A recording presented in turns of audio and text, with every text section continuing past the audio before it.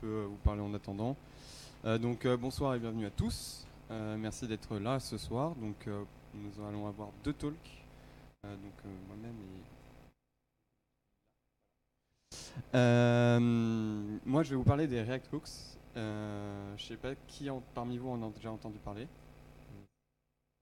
et qui les utilise déjà. Hmm. Ok.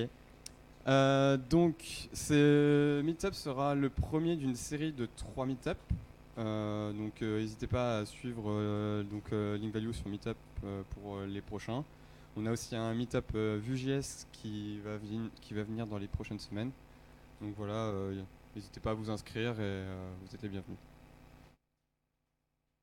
Comme vous pouvez le voir à l'écran, il y a une petite URL pour les questions. Si vous avez des questions, n'hésitez pas à les noter dessus. Comme ça, je pourrais peut-être y répondre au fur et à mesure si jamais j'oublie des choses. Et voilà.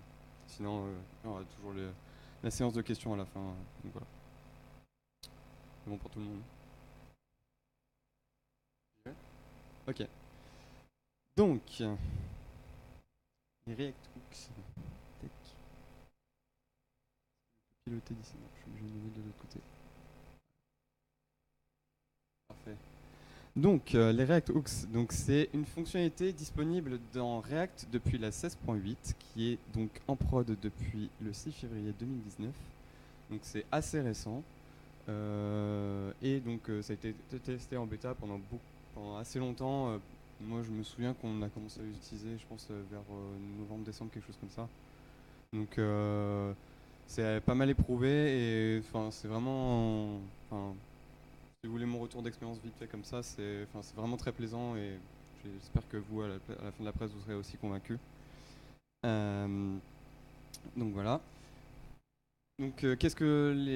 Pourquoi c'est aussi génial et pourquoi moi j'ai autant aimé, c'est parce que c'est une approche beaucoup plus fonctionnelle pour les composants React. Comme on l'a vu par le passé avec la sortie des composants stateless, qui sont renommés maintenant en composants fonctionnels, parce que outre le fait qu'ils soient stateless, maintenant ils vont avoir beaucoup plus de fonctionnalités. Ils pourront avoir un state tout en étant juste des composants fonctionnels. Quand je vous parle de composants stateless et fonctionnels, je vous parle juste des composants qui sont juste des fonctions, juste une arrow function que vous devez certainement déjà tous utiliser. Avec l'apparition des composants fonctionnels, on a eu un premier pas vers des applications React beaucoup plus orientées programmation fonctionnelle. Les hooks, c'est un pas de plus dans cette direction. Et ça va potentiellement permettre d'écrire des applications React complètement de manière fonctionnelle et plus du tout d'avoir de classe ES6 qui sont un peu une espèce de chimère du langage qui vient des langages objets qui n'ont pas trop de sens dans le JavaScript à l'heure actuelle. Donc voilà. Comme je disais, les composants stateless ont été renommés en composants fonctionnels. Les hooks, ils sont capables de faire quoi? Ils sont capables de remplacer quoi? Par rapport aux classes ES6, donc ils vont être capables de gérer le contexte, les références, le state, les lifecycles et de faire de la mémorisation. Donc je pense qu'avec ça, vous voyez bien qu'on couvre absolument tous les cas d'utilisation des classes ES6 qu'on avait avant. Plus besoin de faire de classe ES6 pour gérer votre state avec un this.state, machin, etc. Non, il n'y a plus besoin de faire ça. Il n'y aura plus besoin de faire component demand, component will and mount, tous ces trucs-là, c'est pareil, ça disparaît. Pour faire de votre mémorisation, vous n'aurez plus besoin d'utiliser une lib externe comme le dash, etc. Donc c'est vraiment intégré maintenant de base directement dans les composants fonctionnels. Et je précise bien que c'est uniquement dans les composants fonctionnels. C'est-à-dire que si vous utilisez les hooks dans un composant classe ES6, ça ne fonctionnera pas, vous aurez juste une erreur qui va péter dans votre console en mode vous n'avez pas le droit d'utiliser les hooks ici. Je vous expliquerai à la fin pourquoi. Et en plus, il y a des trucs qui étaient pas possibles, qui étaient vraiment pas possibles avant. C'est encore le contexte, vous pouvez le faire avant, parce que si vous avez déjà utilisé un peu le React Create Context, vous avez donc un provider, un consumer. Vous pouvez utiliser le consumer dans un composant stateless et donc récupérer le contexte dans vos composants stateless. Maintenant, ce sera beaucoup plus simple que ça. Il n'y aura plus besoin d'utiliser le consumer, ce sera beaucoup plus facile d'utilisation. Mais par contre, ouais, avant c'était impossible par exemple d'avoir des références dans les composants stateless et maintenant du coup c'est possible. Donc, comme je vous disais, écrire une application, ça permettra donc d'écrire une application une application sans une seule classe ES6, ce qui est quand même plutôt cool et vachement plus facile à tester au final. Donc, comme je vous disais, voilà, c'est facilement testable parce que les fonctions c'est petit, c'est composable, c'est réutilisable. Le but c'est de les exploser le plus possible et plus les fonctions sont petites, plus vous allez pouvoir les réutiliser à travers votre application et voilà, plus ça va être intéressant pour votre équipe.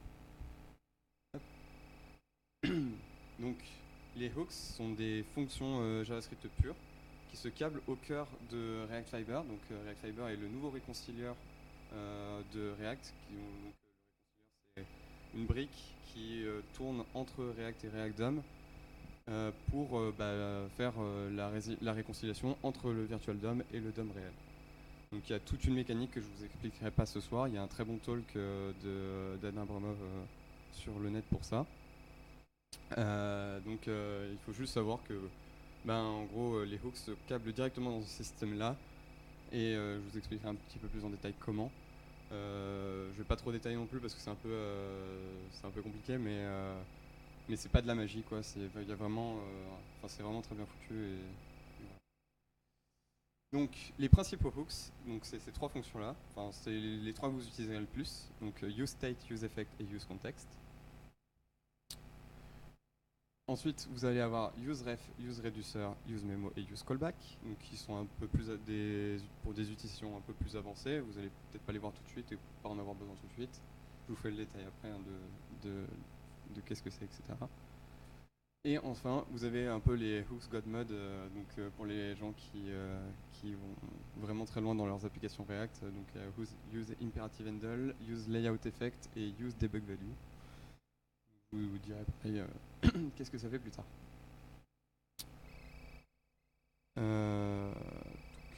Donc le useState, c'est celui-là qui va permettre de remplacer le this.state dans vos composants fonctionnels. Donc comment ça se traduit? C'est assez simple, la signature de la fonction elle est comme ça. Donc c'est une fonction que vous pouvez utiliser dans votre render function de votre composant stateless. Vous avez un initial state à passer, qui peut être soit une fonction comme le faisait l'ancien setState des classes ES6, soit un objet ou n'importe quelle valeur, un booléen, vous pouvez lui passer absolument ce que vous voulez. C'est juste que si vous passez une fonction, il sera initialisé de manière asynchrone. Et donc il vous retourne un array avec une espèce de tuple, pour ceux qui connaissent ce genre de structure. Donc avec un state, avec le state qui sera donc le state courant de votre composant et une fonction state qui vous permettra de remplacer l'intégralité du state. Il n'y a pas la même notion qu'avant, il y a une petite différence par rapport à l'ancien setState. L'ancien setState, ça assignait en faisant un merge des deux objets. Maintenant, ça remplace complètement. En sachant que, encore une fois, vous pouvez lui passer une fonction à cette state en argument, et du coup, vous allez récupérer l'ancien state en argument de cette fonction. Du coup, vous pouvez quand même utiliser une méthode pour merger l'ancien state et le nouveau state. C'est facile pour réutiliser si vous voulez si vous voulez faire de la réutilisation de code, c'est plus simple. Donc voilà. Comme je vous disais, il faut préférer donc la version asynchrone avec les fonctions parce que c'est plus facile de réutiliser. Donc comment ça se présente? Donc ici, donc je voulais vous présenter un petit cas d'utilisation qui vous montre pourquoi il faut utiliser les fonctions plutôt que des objets tout simples. C'est que si jamais on clique sur un bouton et que ce bouton il déclenche un timer et qui va du coup nous mettre une valeur supplémentaire au bord de ce timer. Vous voyez bien ici, donc là j'ai l'ancien state qui va mettre la value à 1 et là le nouveau state qui va mettre la value à 50. Si avant la fin du timer j'ai une autre action qui arrive, donc un autre state qui met un label, ce qui va se passer c'est que le label ici, quand je vais arriver au set timeout ici, la référence de ce state ce sera le même, ce sera dans ce scope de fonction là. Du coup ce sera pas le state que lui aura seté et le state qui sera l'ancien state. Je sais pas si hyper clair mais Vous n'allez pas avoir de label dans votre nouveau state. En fait, ça va faire value 1, ensuite ça va faire label texte, ça va faire ensuite value 50. Et vous n'aurez jamais les deux valeurs en même temps. Donc c'est pour ça que c'est important aussi d'utiliser sous forme de fonction, parce que là vous allez pouvoir du coup merger avec l'ancien state, peu importe dans quel ordre sont exécutés les set states. Voilà la manière dont vous pouvez vous en servir pour justement profiter de l'ancien state dans votre set state. Voilà. Donc ça c'est, vous avez vu, c'est assez simple d'utilisation, c'est très simple à moquer en plus quand vous utilisez Jest. Vous pouvez faire un spy on et mock implementation. Du coup, vous pouvez absolument moquer tous les états de votre state comme ça. C'est vraiment très simple à tester. UseEffect est le deuxième plus important. Il va vous permettre de gérer les side effects dans votre application. On entend par side effect en gros tout ce qui touche en dehors de votre rendu React. Donc que ce soit ajouter, par exemple modifier le title de votre page, ajouter des listeners sur le window, vous connecter à une WebSocket, faire un fetch, faire un appel à une API tout simple. Tout ça en fait, tout ce qui va sortir en fait du cadre de React, vous le mettrez là-dedans, de la même manière que vous le faisiez dans un component component did mount et un component will update, etc. Donc UseEffect remplace trois trucs, donc component did mount, component did update et component will unmount. Donc ça se présente de la manière suivante. Donc c'est une fonction qui ne retourne absolument rien, qui prend en argument une fonction, dans laquelle on peut exécuter absolument n'importe quel code arbitraire. Donc vous pouvez vraiment faire ce que vous voulez là-dedans. Et vous pouvez en optionnel retourner une fonction qui sera une fonction de cleanup. Donc imaginons je déclare un timer ici, je peux faire par exemple je fais un set interval ici, je peux faire un clear interval ici. Et c'est important cette fonction de cleanup parce que à l'instar comme je vous disais, UseEffect remplace component did mount, did update et will unmount. Du coup, comme ça fait les trois en même temps, vous savez, il faut absolument que vous déclariez une fonction de cleanup parce que vous allez avoir en fait cette fonction de callback qui va être exécutée absolument à chaque render au final, puisque c'est l'équivalent du component did update. Donc au moment où il va être monté, ça va être exécuté. Au moment où il va y avoir une update du composant, ça va être exécuté. Et au moment où ce sera démonté, ce sera exécuté aussi. Non, quand il sera démonté, celui-là ne sera pas exécuté, uniquement celui-là sera exécuté. Pardon. Donc voilà. Et donc c'est la petite particularité par rapport à avant. Donc voilà, comme je vous disais, exécuté avant chaque... la cleanup, elle est exécutée aussi avant que chaque fois que la grande callback va être exécutée, la cleanup sera exécutée systématiquement avant, sauf pour la première exécution. Donc imaginons, je change une props sur mon composant, ça va réexécuter, par exemple, imaginons j'ai une props qui règle le timer de mon intervalle. Je vais donc avoir ici mon set intervalle. Si jamais je change la props qui règle la valeur de mon intervalle, ça va le clean up automatiquement, ça va redémarrer le nouvel intervalle automatiquement. Donc il y a quand même une possibilité de spécifier quand exécuter la callback. Donc pour faire ça, il y a un deuxième argument qui est un array, ici, qui vous permet de spécifier des valeurs à watcher, entre guillemets. C'est-à-dire qu'en gros, à chaque fois que que UseEffect va être appelé dans votre render, il va vérifier que l'array qu'il y a ici n'a pas changé. En fait, il va juste faire un shallow equal de cet array et vérifier qu'il n'a pas changé par rapport au dernier appel à UseEffect. Donc ça permet juste de dire que au lieu de watcher sur absolument toutes les props et tous les renders, etc., je veux par exemple là que ça update uniquement que quand la longueur du timer change. Vous voyez ici, là, chaque fois que je changerai la valeur du timer, je redéclarerai un set interval après l'avoir cleané. Comme je vous disais tout à l'heure, la cleanup est toujours appelée avant la callback principale. Et du coup, quand il unmount, le clean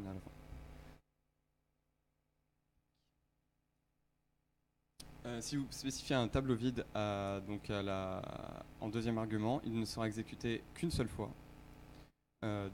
Comme si vous faisiez un component inbound, tout ça.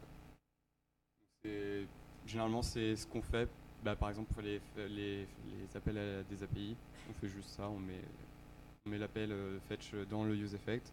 On met un array vide. Et puis voilà. On peut mettre une fonction de cleanup. Si vous utilisez Axios, vous pouvez faire un cancel de votre appel à l'API si jamais, si jamais l'utilisateur navigue en dehors de votre page. Il faut cancel le call parce que si vous appelez cette state à la fin de votre call API et que le composant est démonté, vous allez avoir une erreur, vous allez crasher votre API. Donc voilà.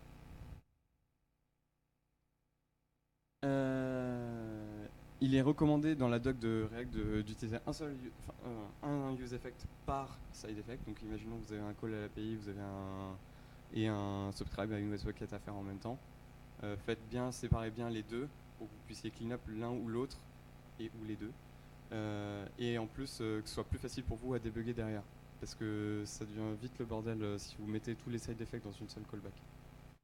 Donc pensez bien à vraiment les séparer, sachant que comme je vous disais, ces trucs là ils peuvent être utilisés uniquement dans les render functions, enfin dans le scope d'une render function, mais c'est dans la call stack très exactement d'une render function. C'est-à-dire que vous pouvez très bien mettre ça dans une autre fonction. À partir du moment où cette fonction elle est appelée à l'intérieur d'une render function, c'est bon, il n'y a pas de problème. Donc vous pouvez très bien imaginer faire des hooks, des custom hooks qui réutilisent par-dessous en fait useEffect, useState, etc. mais qui font des plus grosses actions. Donc, par exemple, vous pouvez faire un useFetch qui sera donc un hook qui permettra de faire un appel à l'API avec automatiquement le cancel si vous avez le endmount du composant, etc. Vous pouvez faire des trucs un peu méta comme ça qui sont assez stylés. Le use context, donc je vous ai parlé un petit peu tout à l'heure du fait de simplifier un peu l'utilisation du contexte. Donc il est très simple.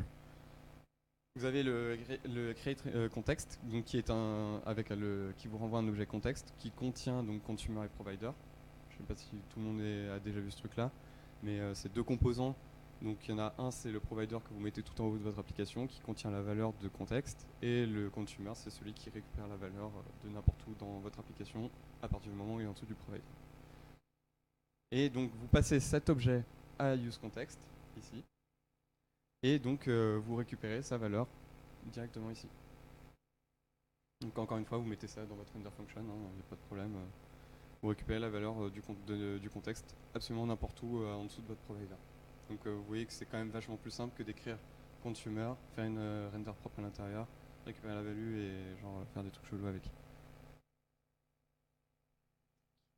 Donc la valeur est quand même toujours pilotée par le provider, ça c'est important de s'en souvenir, c'est qu'il n'y a pas de magie encore une fois, c'est vraiment le provider, il est obligatoire pour utiliser useContext, et donc vous devez lui spécifier une valeur pour qu'elle soit propagée aux enfants. UseReducer, une duplicated slide. Donc c'est par défaut en dessous de useState, il y a un useReducer. C'est l'équivalent. Enfin, je sais pas si. J'imagine que beaucoup d'entre vous ont déjà fait du Redux. Donc useReducer, ça vous permet de faire du Redux nativement dans React. C'est-à-dire qu'il n'y aura même plus besoin d'installer Redux. Donc comment ça se traduit? Donc à la place d'avoir state et setState, on va avoir state et dispatch. Et en plus, on a un troisième argument qui vient se caler. On a deux arguments en plus qui viennent se caler. Donc un qui est le reducer.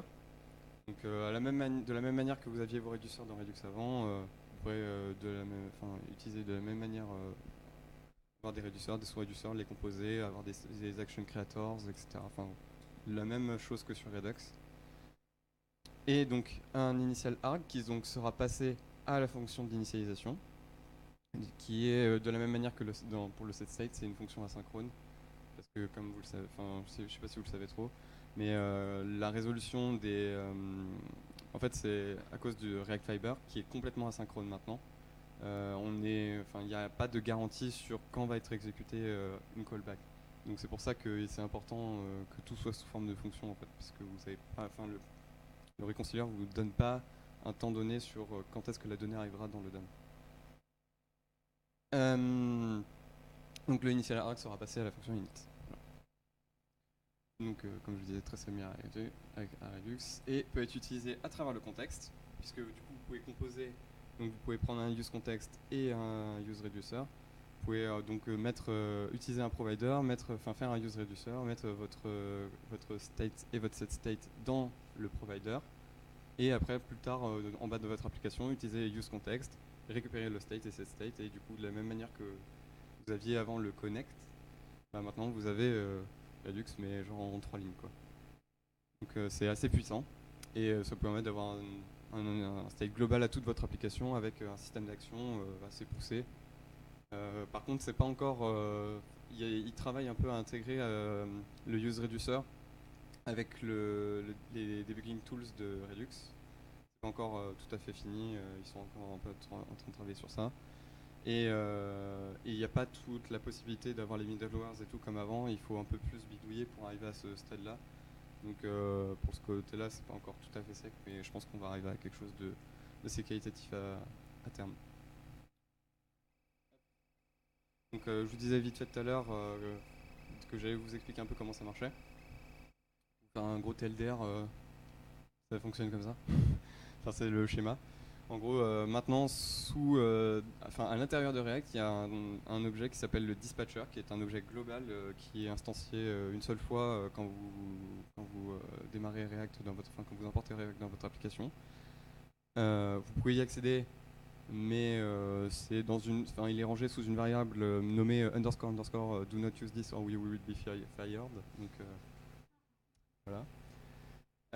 Donc à chaque fois que vous utilisez useState, useEffect ou useReducer ou n'importe lequel, il va donc émettre des événements dans ce dispatcher. Ce dispatcher, il va être contextualisé en fonction du composant qui est en cours d'analyse par React Fiber.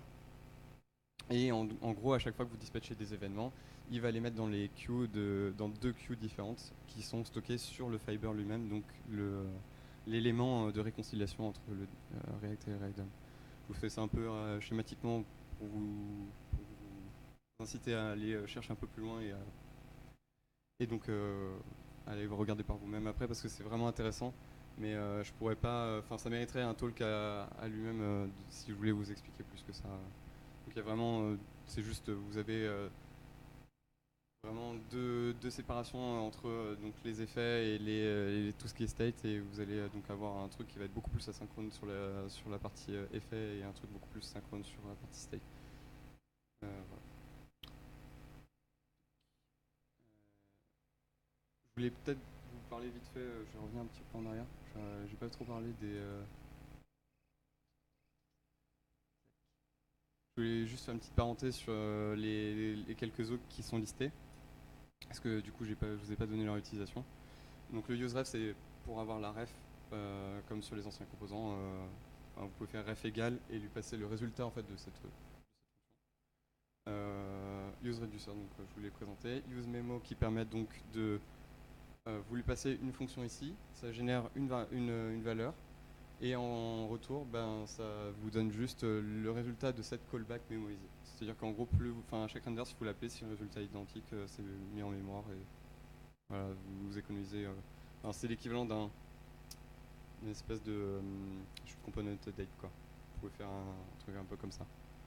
Et useCallback, c'est exactement la même chose, sauf que c'est une fonction qui renvoie une fonction, donc en fait c'est pour mémoriser des callbacks au lieu de mémoriser juste des valeurs.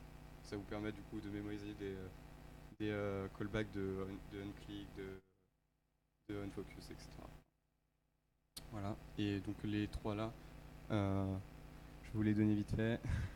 Donc use imperative handle, c'est modifier l'instance retournée lorsqu'on fait une référence sur ce composant. C'est-à-dire que si vous utilisez ça dans un composant enfant, vous utilisez use imperative handle, vous lui passez un objet. Cet objet, ce sera celui qui sera disponible dans le composant parent comme référence. C'est un peu fucked up le truc, mais ça vous permet d'exposer en fait des méthodes aux composants parents. Parce qu'avant, on pouvait avoir une classe 6 avec des méthodes dessus. Vous pouvez genre appeler par exemple si vous aviez un carrousel avec des méthodes next ou previous slide, et avant vous pouvez le faire sur le parent, sauf que là comme c'est plus une classe, il n'y a plus de méthode. Donc ils ont utilisé ce truc là pour remplacer le previous next par exemple sur le ça. Use layout effect, c'est pour rendre c'est pour la même chose que use effect, sauf qu'il est synchrone à la place d'être asynchrone. Et use debug value, c'est pour mettre des valeurs custom dans le debugger des hooks de React. Parce que en fait maintenant, quand vous utilisez des hooks dans les composants fonctionnels, vous allez avoir une petite catégorie hooks qui va apparaître en dessous de props et de state, et qui vous indiquera la valeur du hooks. Et du coup, vous pouvez vous-même, si vous codez vous-même vos hooks avec des useState et tout à l'intérieur, vous pouvez utiliser useDebugValue pour afficher des informations supplémentaires sur vos hooks. Voilà.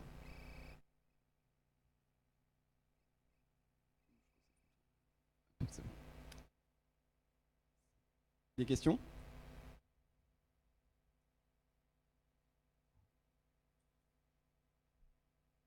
Bon ben, j'espère que j'ai pas été trop vite, c'est que ça vous a un peu incité à bosser avec. Pour le coup, tout a été typé par si vous utilisez du TypeScript, c'est très facile de s'en servir parce qu'ils ont écrit tous les types definition pour tous les hooks. C'est vraiment un plaisir à utiliser dans le cadre du TypeScript, et même en Flow, ça marche aussi très bien. Donc je pense que voilà, il y a vraiment quelque chose à faire avec ça, et c'est assez prometteur.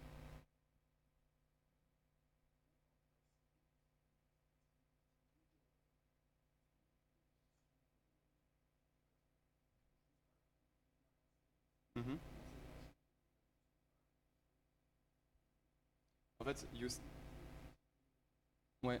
En fait, useState, par exemple, c'est une fonction qui a un type générique. Et donc, vous pouvez lui spécifier dans ce type-là. Je sais pas si je peux vous montrer assez facilement, mais je sais pas si je peux vous faire ça facilement. Je vais vous montrer.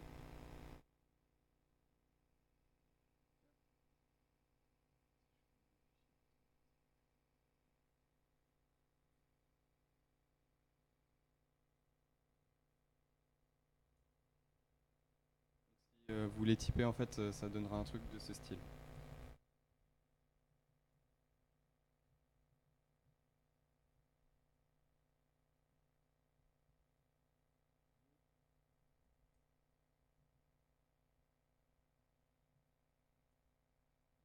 Ce sera tout.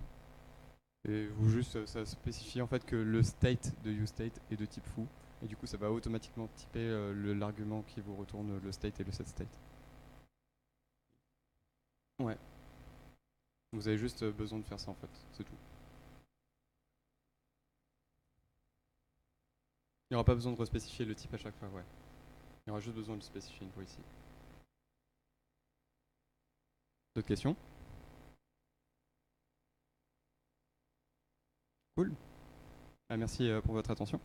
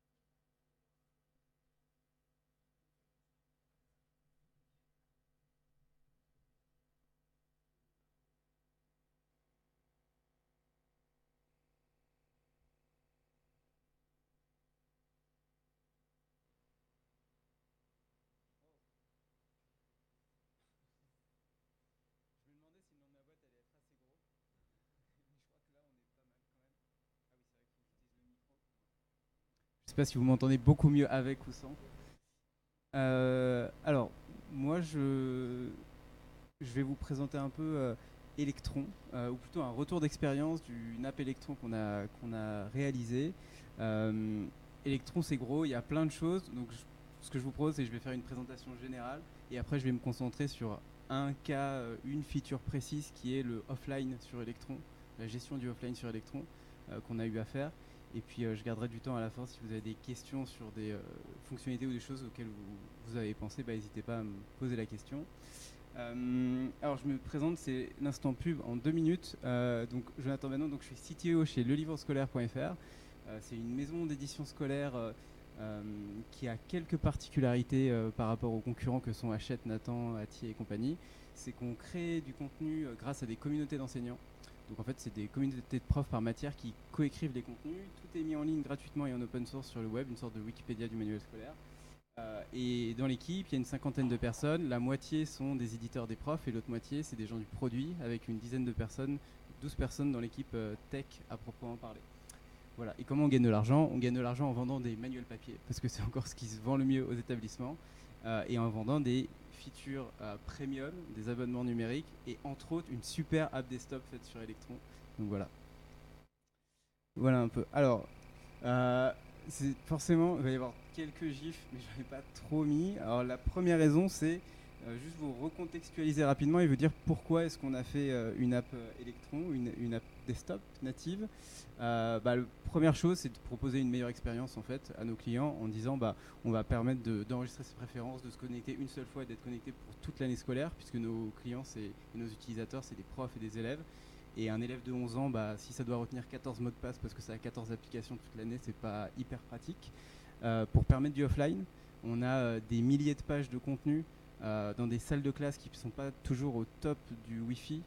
Donc forcément, le mode offline, c'est plutôt demandé. Et donc ça renforce notre offre payante. Et ça améliore la diffusion, puisque quand vous avez une app desktop cross-platform, vous l'avez sur le Windows Store, sur l'App Store, sur les packages Linux aussi, si vous voulez, c'est possible aussi, et du coup vous améliorez la diffusion de votre produit. Voilà un peu.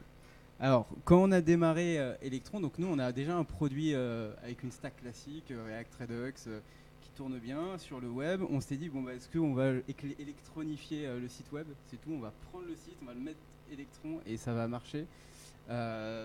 Non. Pas du tout. Alors déjà, première recommandation sur Electron, clairement le but quand on fait une app Electron, c'est de la garder le plus simple possible et de mettre le moins de choses possible dedans. Parce que contrairement à une app web, la complexité, elle monte vraiment très très vite. Donc nous, ce qu'on a fait, c'est qu'on a pris un peu le cœur qui est le reader de manuel scolaire.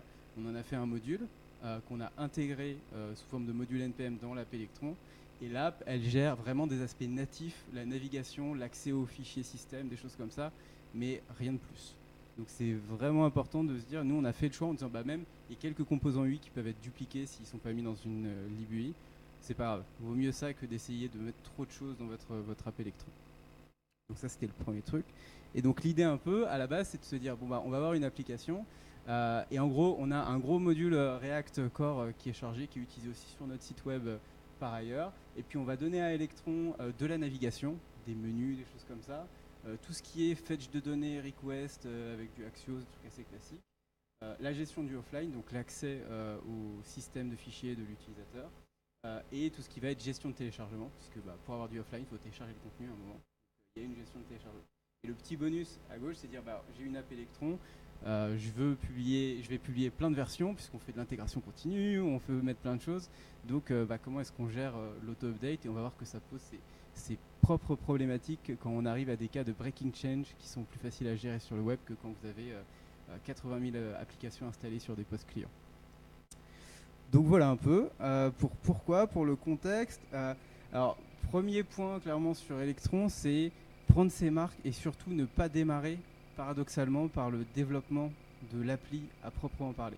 Il y a quelques précautions à prendre sur Electron avant de démarrer, sinon ça va vous poursuivre pendant tout le développement de votre appli. Ça fait partie de tout ce qui est dev expérience, etc. C'est de dire si vous prenez pas du temps, et c'est vraiment du temps, c'est des jours et des jours de dev au démarrage, pour le faire, vous allez le payer plus tard. Donc c'est l'initialisation du projet, ça, Electron vous suffit, il y a de la doc, un getting started et compagnie, ça passe très bien, il n'y a pas besoin de plus. Des DevTools, alors là, en fonction de ce que vous allez utiliser, si vous utilisez Redux ou pas, vous allez voir que mettre les DevTools Redux dans Electron, ça réserve quelques petites surprises. Enfin, il y a des Stack Overflow très vite. Donc on passe déjà de la doc Electron à Stack Overflow à ce moment-là.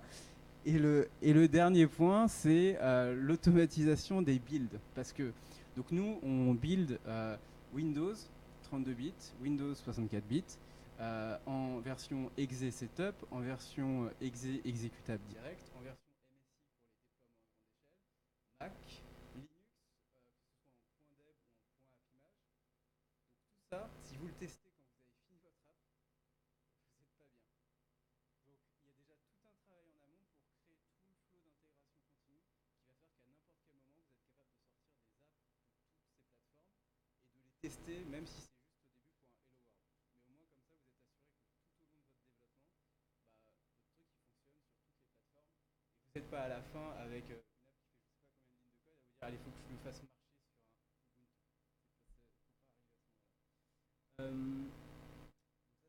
Faut pas arriver à ce moment-là. Donc ça, c'était le pourquoi c'est important, mais du coup, c'est ce que je viens de vous dire. Et du coup, pour ça, alors, est-ce que je peux faire ça? Oui. Et vous, vous voyez pas. C'est dommage ça. J'essaye de voir. Oui, très bien. Donc ça, c'était juste pour vous donner un exemple. Ça, c'est l'outil d'intégration continue qu'on utilise. J'en fais la pub aussi parce que j'en suis vraiment très content. C'est un outil qui s'appelle Bitrise, qui est à la base beaucoup plus orienté sur l'intégration continue mobile, iOS, Android, mais qui marche très très bien sur le web. Et en fait, moi j'en suis hyper fan parce que contrairement à un Jenkins et compagnie ou à un Travis, alors vous avez accès au YAML avec toutes les descriptions techniques, mais quand vous faites un peu toujours la même chose, avoir installé Node, installer NPM, faire du login et du build, et ben vous contentez en fait d'ajouter des steps de façon très visuelle. Il y a des libs qui sont testés, approuvés pour le faire Bitrise. Vous dites, bah, moi aujourd'hui j'ai besoin de publier sur S3, S3, et vous allez trouver un truc Amazon S3 Bucket Sync qui est dispo en open source, qui est testé, etc. Et vous allez juste lui mettre vos différents identifiants et le truc marche nickel et vous n'avez pas besoin de le faire ou de le coder de quelque manière que ce soit. Et ça, c'est vraiment, honnêtement, ça change un peu la vie. Et l'autre truc qui change la vie, alors attendez, je vais pas vous spoiler, c'est assez vite on s'est rendu compte qu'on allait avoir besoin de ça en fait, d'un prompt pour dire ok, bon, un coup je vais avoir besoin de créer une app Windows pour la faire tester, un coup je veux builder en local, un coup je veux publier une version, etc. Donc un petit utilitaire tout bête avec du Inquire ou un truc comme ça, ça vous permet de dire moi aujourd'hui je veux du Windows, je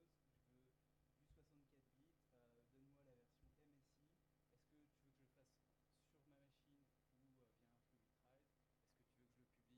Vous faites le flow comme ça construit une commande, ça tout ce que ça fait c'est que ça concatène des chaînes de caractères avec des options. Vous lancez la commande Electron Builder, puisque c'est lui qui fait le vrai travail. Et derrière, vous avez généré votre application Ubuntu, Mac ou Windows. Donc, je passe un peu de temps sur ces points-là, mais c'est juste pour vous dire que pour le coup, il y a des choses qu'on a mal fait. Mais ça, on est vraiment très content de l'avoir fait au tout début et que ça nous ait suivi tout du long. Voilà un petit peu pour on va dire l'échauffement. Alors, ensuite, Electron. Donc, on va commencer par un schéma.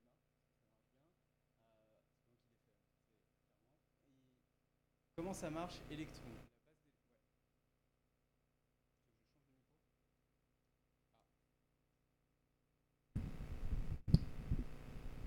Ok, je vais passer sur celui-là. Je vois pas une. Alors, Electron, c'est quoi? Alors, je ne sais pas si certains d'entre vous ont connu NWJS. Enfin, il y a des précurseurs d'Electron qui prenaient comme base une application HTML, React et qui ensuite construisaient le natif autour. Electron, c'est un peu celui-là un peu différent. Si vous n'avez pas essayé NWJS, n'essayez pas. Ça commence avec un process node qui a tous les accès aux API Node classiques, du FS, des choses comme ça. Et qui va piloter plusieurs choses. La première chose que ça va piloter, c'est alors la native UI, c'est un grand mot pour dire en gros, alors tous les petits menus qui sont en haut. Vous savez, les en savoir plus, fichiers, machin, etc. Ça va vous permettre de construire vos petits menus et puis de mettre un peu ce que vous voulez dedans et d'utiliser des fonctions système pour exécuter ça. Vous comprenez qu'en faisant ça, vous pouvez faire un menu fichier sauvegardé qui en fait efface le disque dur de l'utilisateur.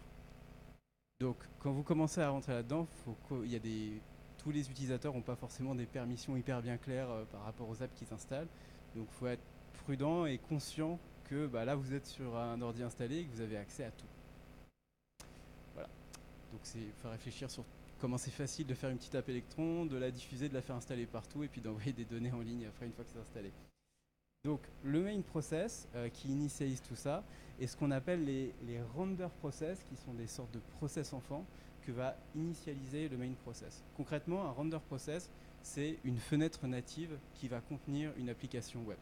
C'est tout ça. Donc si vous voulez, avec Electron, sur une app Electron, vous pouvez lancer 3 fenêtres natives avec 3 applications web différentes si vous en avez envie. Ça peut fonctionner. Pourquoi c'est intéressant d'en avoir plusieurs? Je vous donne un exemple tout bête. Vous voulez mettre un splash screen avant de démarrer vraiment votre application et pendant lequel vous allez faire des vérifications, des traitements, etc. En fait, vous démarrez un premier render process qui est le splash screen. Le main process, il est là, donc vous pouvez commencer à travailler, à faire plein de choses. Puis quand vous avez fini, vous fermez ce render process là et vous en ouvrez un autre qui va contenir vraiment votre application. Donc c'est un exemple. Point important aussi, donc vous avez l'OS, tous vos process ont accès à toute l'API Node.js. Donc voilà un peu sur comment ça marche, donc pas forcément hyper compliqué. Les éléments d'API d'Electron que nous on utilise, donc il y en a plein, vraiment plein, je les connais pas tous loin de là, mais nous on en utilise principalement 4.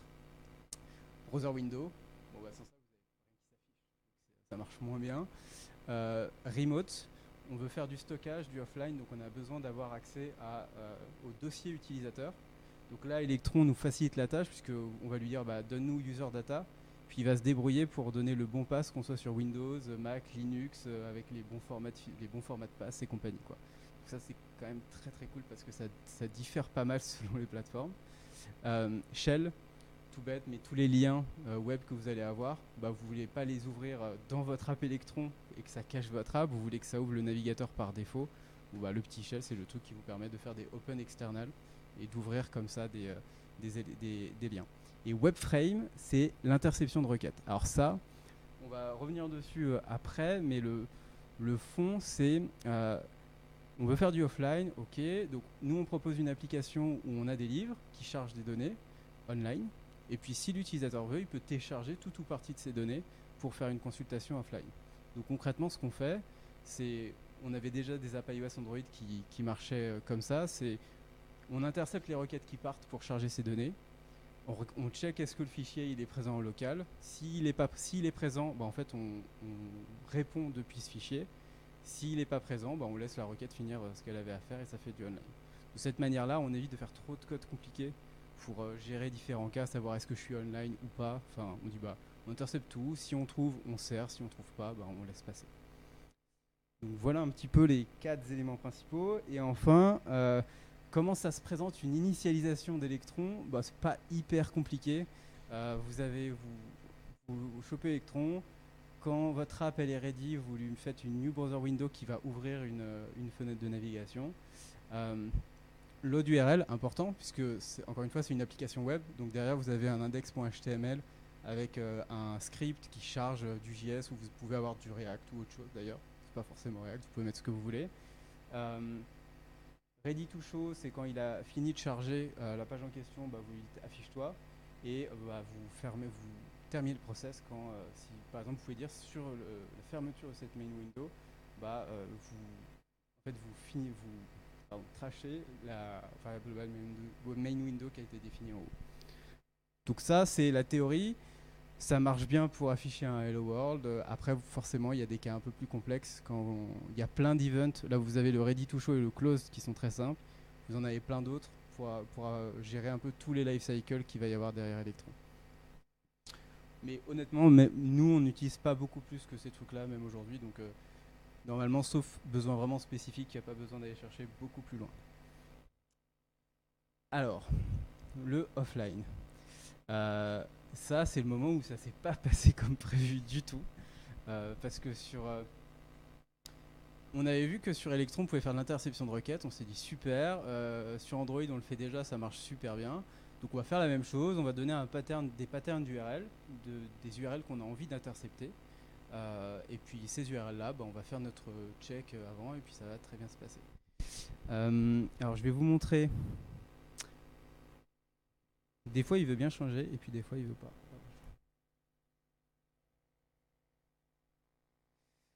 Hop.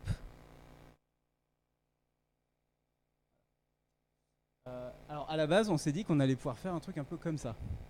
Donc on dit, bah moi je veux intercepter tout ce qui est en HTTPS par exemple. Et puis tu registres ce protocole custom et tu me fais un handler qui va faire des trucs avec ce protocole, sachant que tous ces handlers d'interception ont un paramètre callback qui permet de renvoyer la réponse derrière. Et puis si vous ne donnez rien, bah, il renvoie une valeur par défaut. Ça peut être une réponse HTTP, un fichier vide, enfin peu importe. Vous mettez ce que vous voulez dedans. Il y a deux problèmes majeurs avec, avec ce système-là qu'on avait pensé hyper simple. Je ne vais pas faire durer le suspense trop longtemps. Il n'y a aucune mention de passe. Et oui, parce que Electron ne donne pas la possibilité de filtrer sur le pass ou lost ou quoi que ce soit d'autre. Donc en fait, quand vous faites ça, vous interceptez absolument toutes les requêtes HTTPS qui partent. La fonte, le CSS, les images, vos fichiers JS, enfin tout. Donc c'est pas top. Et l'autre point qui vous achève un peu à ce moment-là, c'est vous pouvez lire Register File Protocol. Et parce qu'en fait, vous ne pouvez pas choisir le type de choses que vous retournez ici. Il a un Register File Protocol, un Register Buffer Protocol, un Register Stream Protocol. Donc en fait, en faisant ça, vous récupérez tout, que ce soit une vidéo ou une image. Et par contre, vous pouvez renvoyer, ce que vous renverrez, ce sera interprété comme un fichier forcément. Pas de stream, pas de JSON, un truc comme ça. Bon. Là, le plan a une faille, quoi. Donc à ce moment-là, on se dit bon, ok, c'est pas grave, on va réfléchir. On peut pas faire aussi simple que sur Android, tant pis. On va essayer de comprendre comment est-ce qu'on peut fonctionner. Donc comme souvent, c'était pas la faute d'Electron, c'était plus nous qui avons mal lu. Mais on a plongé un peu plus dedans et on a compris que quand même le nom de cette fonctionnalité sur Electron, c'est les protocoles custom. On dit ah, custom, ok. Donc en fait, ce qu'on fait, c'est que les ressources qu'on veut intercepter comme ça, on leur définit des protocoles custom qui ne sont pas HTTPS en fait. Je vais vous montrer un exemple tout simple. Vous voulez servir un fichier depuis votre local. Bon, bah, vous allez définir un protocole desktop local. Donc dans vos données, ce sera desktop local de asset image.png par exemple. Vous allez enregistrer ce protocole et là, vous allez pouvoir faire ce que vous voulez. Donc là, typiquement, je fais un truc qui, juste grosso modo, trouve le pass d'un fichier, renvoie l'URL parce qu'il est un peu intelligent, donc il voit que c'est un pass, il va chercher directement le fichier sur le système et il le renvoie. Une variante de ça, et on commence à arriver dans les trucs intéressants, c'est de dire, bah, en fait, si là, je check que ça existe, et si ça existe, bah, je fais ça, et si ça n'existe pas, bah, je fais un Axios get quelque chose et je renvoie le fichier derrière. Donc, on voit qu'il y a des limitations, mais que mine de rien, en fait, il y a quand même la possibilité de définir les choses un peu plus, de façon un peu plus propre que si on essayait de tout gérer dans une seule fonction. Alors, ça, on peut pas le faire, nous.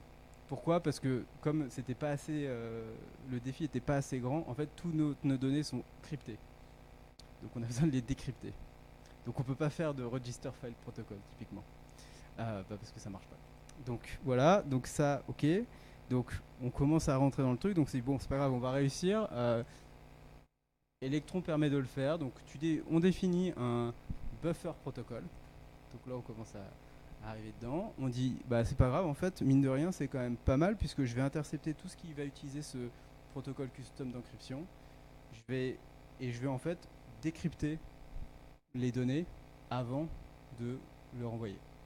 Donc là, je pense il manque la parenthèse. Ah non, c'est bon, la parenthèse est là. Grosso modo, je récupère le pass. Pour aller lire le fichier, j'utilise un decrypt data qui, je vous passe le détail, mais qui en gros juste décrypte la donnée et je renvoie le fichier décrypté. Donc en fait, mine de rien, là, j'ai fait un truc qui peut récupérer, lire tout fichier crypté. Et si je veux, encore une fois, c'est juste une question de if-else. Si je veux, je peux dire, teste si ce fichier crypté existe en local. Si c'est le cas, décrypte, renvoie. Et sinon, va chercher la ressource en ligne sur nos serveurs. Alors, on est arrivé à ça. On était super content. On teste l'app. Et les vidéos ne marchent pas. Et oui. Et oui, les buffer pour des vidéos, ça marche pas bien en fait. Donc là, on commence à aller dans les streams cryptés.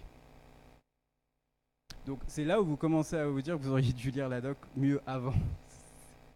Donc concrètement, en réalité, c'est pas hyper compliqué non plus. Si on regarde le code en question, c'est toujours la même chose. On définit un protocole custom, on l'enregistre, on lui dit à Electron ça va être du stream. Donc il va se débrouiller, ce qu'il va renvoyer, il le gérera comme du stream. Et on va gérer ce stream. Alors c'est du stream crypté, nous forcément tout de suite, voilà. Donc on va créer un stream de lecture, décrypter, renvoyer parce que ça c'est un tips qui est assez mal renseigné sur Stack Overflow pour si jamais l'un de vous se retrouve dans le cas de streamer en local une vidéo cryptée. C'est précis mais c'est possible. En fait, quand vous décryptez un élément crypté, ça ajoute des octets aléatoires à la fin de votre vidéo. Et du coup, en fait, ce qui se passe, c'est que concrètement, quand vous faites la vidéo, elle avance et puis à un moment, elle marche plus. Et donc, en fait, c'est là où vous faites un offset stream. Donc, un offset stream, c'est pas très compliqué, c'est juste un stream avec un offset de bits. Et du coup, voilà, c'est juste pour ça, c'est cadeau. C'est des heures de recherche sur Stack Overflow offerts. Mais voilà, vous définissez votre protocole, vous l'enregistrez, et là, vous êtes capable de lire des vidéos cryptées en local. Donc ce que je vous montre, c'est à la fois une réussite et un échec, dans le sens où ça fonctionne bien, mais en fait, quand je compare à des développements qu'on a fait sur des apps natives type iOS, Android, en fait, c'est quand même plus compliqué, quoi. Genre, tu prends une app Android, le truc, il intercepte, tu dis intercepte tout ce qui commence par lelivrescolaire.fr/, il intercepte que ça. Tu fais un traitement, tu choisis le type de retour, stream, buffer et tout, tu retournes, et le truc retourne le type que tu as défini. Sur Electron, c'est plus compliqué que ça. Donc, mine de rien, c'est quand même assez complexe pour quelque chose que quand on construit une app native, on s'attend quand même à ce que le offline, ça devienne une des priorités. Et voilà, Electron, c'est cool, ça apporte plein de choses, mais c'est pas si simple que ça dans l'implémentation quand on est sur des cas d'usage qui sont vraiment concrets. Donc voilà, donc ça c'est le cas vraiment, je me suis concentré offline. Il y a plein d'autres cas. Je vais vous montrer un peu. Alors un autre cas marrant, c'est la gestion des mises à jour. Alors là, vous êtes content, vous découvrez Electron Updater. Super, le truc ça prend une config S3, ça marche tout seul. J'ai juste à pousser mes versions et les gens ils ont une super pop-up en mode mis à jour. Voulez-vous mettre à jour? Oui, non, oui. Bon ça télécharge la mise à jour, top. Donc ça c'est bien, hein, ça update code, Electron Updater, ça s'installe très vite, ça marche très bien. Il donne plein d'éléments pour suivre au fur et à mesure, donc ça pas de problème. L'update de contenu, c'est du download, c'est quand même pas ce qui est plus compliqué en soi. Vous faites un petit truc qui télécharge des zips, vous dézippez en local, vous installez dans le fichier user data qui est fourni par Electron. Grosso modo, jusque-là, on est facile. Alors après, le truc, c'est les breaking change. Qu'est-ce que vous faites quand vous êtes là? C'est-à-dire que vous avez votre code courant qui est la version 7. Vous avez votre livre 1 qui a été, parce que tu peux télécharger par livre forcément, donc votre livre 1 qui marche que avec des versions supérieures à 5. Vous avez le livre 2, lui, qui marche que avec des versions supérieures à 3. Inférieures à 3, pardon. Alors ça, voilà, ça, je ne sais pas si vous avez déjà utilisé Netflix sur votre iPhone en mode offline, mais quand vous téléchargez un film et que vous ne le regardez pas assez longtemps, la fois suivante, ça m'est arrivé une fois, vous êtes dans le train, vous n'avez pas de connexion, vous dites c'est pas grave, j'ai un super film Netflix de dispo, vous cliquez dessus et là ça vous met une super erreur en mode connectez-vous pour mettre à jour les métadatas du truc. Voilà, c'est ça en fait.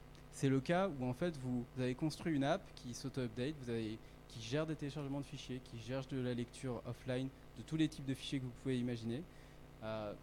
Mais la mise à jour, c'est quand même complexe quand vous avez des imbrications entre différents éléments téléchargés, entre du code, entre des contenus, entre des choses comme ça.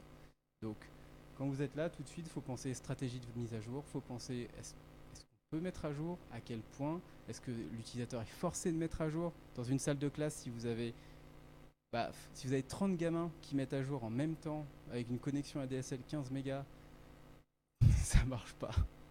Donc voilà, donc il y a des problématiques comme ça qui arrivent petit à petit quand vous rentrez dedans. Donc voilà, donc en fait Electron rend super facile de faire une app natif, mais n'enlève pas le fait que faire du natif c'est compliqué quoi.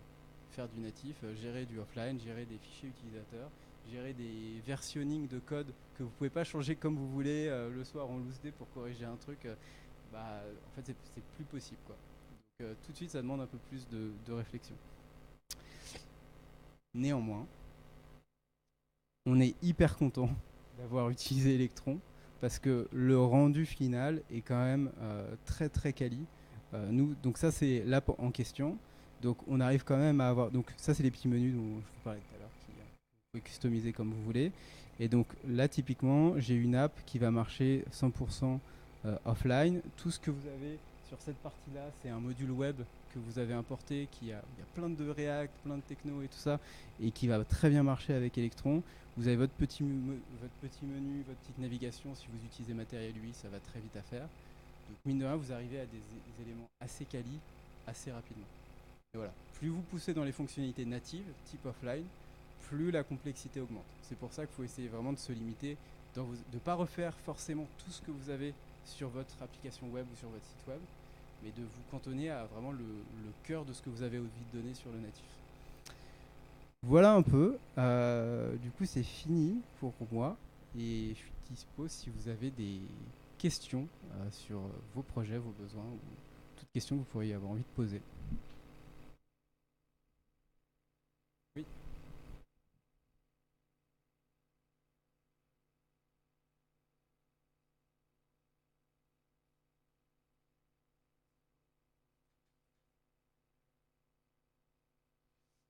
Alors, il y a deux réponses du coup sur les performances. La première, c'est que, alors déjà, il y a le côté poids unique. Donc, une app Electron, de toute façon, vous descendrez rarement en dessous de 30, 40, 50 mégas parce que vous avez le code Electron en lui-même qui, de toute façon, doit peser, je sais pas, 35 mégas ou quelque chose comme ça et qui est embarqué. Donc, vous mettez 35 mégas d'Electron, vous mettez, je sais pas, 5, 10 mégas d'images si vous avez plein d'images dans tous les sens, même optimisées.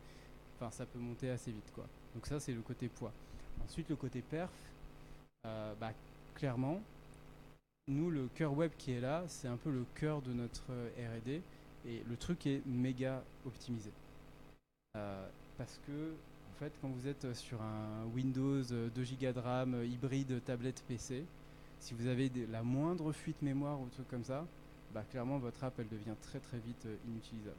Donc, clairement, là, il y a une grosse responsabilité où le navigateur, bah, mine de rien, il gère les choses un peu mieux. Tu peux fermer l'onglet, rouvrir, machin. Sur une app native, tout est plus painful, entre guillemets. Donc, et le dernier point sur les perfs, mais qui est relié avec un autre point dont j'ai oublié de parler, quand vous faites ça, bah, vous êtes allé plus vite, mais vous êtes hyper lié à Electron, forcément.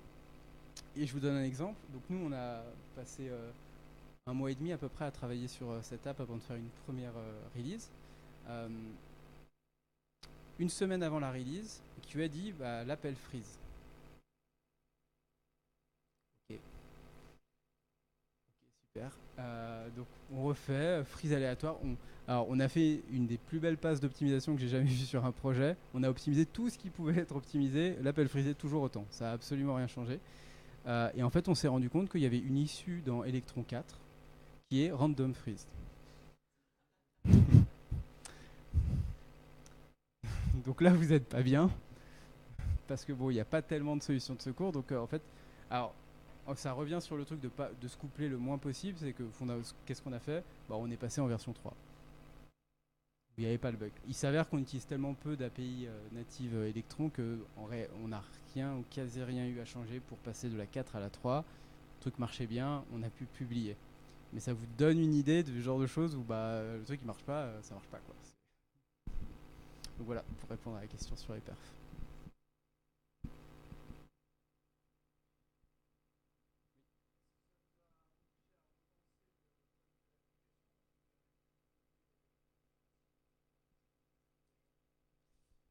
Alors, c'est une bonne question. C'est un autre truc dont j'ai pas trop pu parler. Ça a été douloureux. En fait, donc très vite, tout ce qui est navigation, en gros, Electron plus Material UI, ça marche très bien. Ça permet de faire toute la partie navigation native et tout de façon hyper fluide. Ça va très vite. Et là, on a voulu intégrer du coup ce module web. Et là, c'est compliqué en fait, parce que vous voulez vraiment le décorréler du reste, ça devient un élément à part, y compris en termes d'interface. Donc, on s'est dit, bah, sur iOS, sur Android, on utilise des WebViews. On monte une WebView, on charge l'index HTML de notre module web, qui contient que le module web, et c'est lui qu'on met dans la WebView, et la WebView se gère toute seule, et ça marche très bien. Electron propose une WebView, deux même, une vieille et une nouvelle. On a utilisé une iframe à la fin. Parce que on a testé les trois. Et clairement, alors, il faut savoir que comme vous êtes dans un environnement contrôlé, sécurisé, il y a plein de sécurité de l'iframe que vous pouvez enlever parce qu'en fait, elle est atteignable que par votre propre application Electron. Donc il y a plein d'éléments de sécurité qui ne s'appliquent pas dans un truc Electron. Et en fait, on a testé les trois. Et clairement, il y a des contraintes qui sont hyper fortes, du genre, votre WebView Electron, elle doit avoir une taille fixe en pixels. Tout le temps. Quoi, parce que tout le reste, toute l'API est responsive, mais par contre le cadre, lui, il est fixe en pixels. Donc là, vous commencez à faire des trucs unresize machin. Vous vous rendez compte que faire du resize même avec du debound sur une app, sur une WebView Electron, c'est pas ce qu'il y a de plus performant pour le coup. Donc voilà, donc petit à petit pour dire, on a bouclé sur des solutions Electron et en fait on s'est rendu compte que la solution la plus simple et qui marchait le mieux, c'était une iframe entre guillemets, donc juste un index HTML chargé dans une iframe qui était placé. Et là pour le coup ça marche très bien.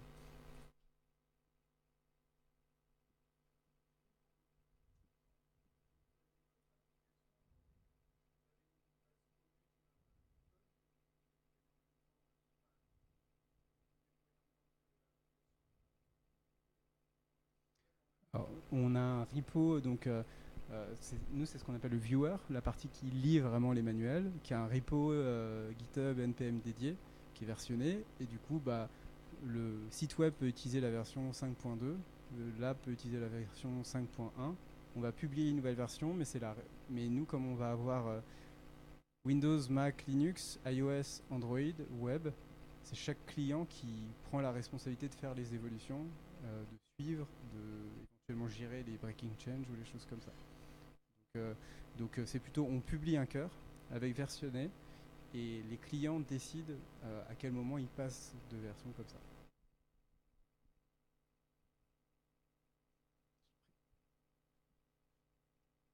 Oui.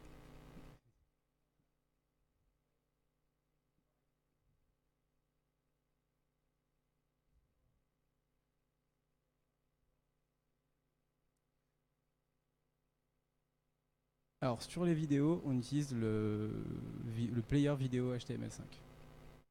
Donc ça fait partie en fait quand j'en ai pas trop parlé, mais en fait dans ce viewer de manuel scolaire, c'est une appli React pure qui fait du JSX2HTML. Donc en fait les éditeurs écrivent par exemple s'ils veulent mettre un enregistreur vocal, ils font une balise recorder qui derrière génère le composant recorder et qui insère un.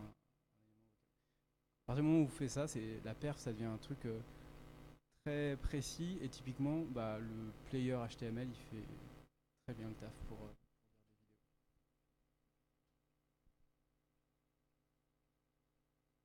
des vidéos. Ok, bah écoutez, merci beaucoup.